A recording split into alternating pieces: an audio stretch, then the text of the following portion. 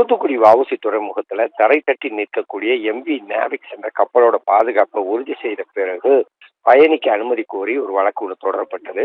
இதுல மத்திய அரசு வழக்கறிஞர்களுக்கு நீதிபதிகள் அறிவுரை வழங்கி இருக்கிறாங்க. என்னன்னா, ஏராளமான வழக்குகள்ல மத்திய அரசோட சொலிசிட்டர் ஜெனரல் ஆஜராவதில்லை அப்படின்னும், அப்படி அவ்வாறே ஆஜராகி இருந்தாலும் கால அவகாசம் மட்டுமே கேட்கப்படுறதால பல வழக்குகள் நிலுவையில் உள்ளதுன்னு அதிருப்தி தெரிவிச்சிருக்கிறாங்க. ஆகவே மத்திய அரசோட சொலிசிட்டர் ஜெனரல் முறையான வழக்குகள்ல ஆஜராகி பதில் மனு அளிக்க நீதிபதிகள் அறிவுறுத்திருக்காங்க.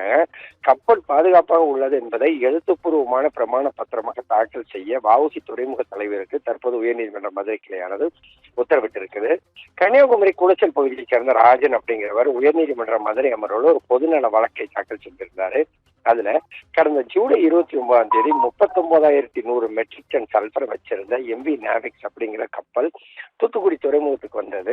துறைமுகத்துக்கு 1 மைல் தூரத்துக்கு முன்பாகவே நிலை தடுமாறி அங்கு 2 நாட்களாக நிறுத்தப்பட்டிருந்ததும் பின்னர் மீண்டும் இழுத்து கொண்டு துறைமுகத்தில் நிறுத்தப்பட்டதுன்னு தெரிவிச்சிருக்கவர், அச்சுறுத்தல் மிக்க கழிவு மேலாண்மை திட்டத்தின் கீழ் சல்பர் சுற்றுச்சூழலுக்கு ஆகிய அச்சுறுத்தலை ஏற்படுத்தக்கூடிய பொருள் வகைப்படுத்தப்பட்டிருக்கும் நிலையில சல்பரிக்க கொண்டிருந்த இந்த கப்பல் நிலை தடுமாறியது தொடர்பாக அதிகாரிகள் யாருக்குமே தெரியப்படுத்தவோ ஆய்வு செய்யவோ இல்லைனும், இந்த கப்பல் மீண்டும் கடலுக்குள் செல்கையில் ஏதேனும் பழுது ஏற்பட்டு விபத்து ஏற்பட்டால் மீனவர்களுக்கு பெரும் அபாயத்தை விளைவிக்கணும்.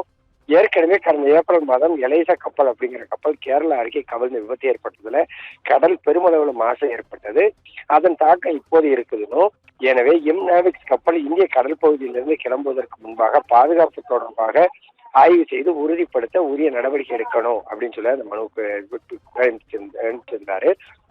இந்த வழக்கானது நீதிபதிகள் எஸ்.எம். சுப்பிரமணியம், மரியாதை அமர்வு இப்ப விசாரணைக்கு வந்தது. மனுதாரர் தரப்புல ஏற்கனவே கேரளாவில் எலைசா கப்பல் விபத்து ஏற்பட்டதால கடலின் சுற்றுச்சூழல் பெருமளவில் பாதிக்கப்பட்டது. ஆகவே அவ்வாறு நிகழாமல் இருக்க உரிய நடவடிக்கை எடுக்க உத்தரவிடணும் அப்படின்னு சொல்லி வாதிடப்பட்டதுங்க.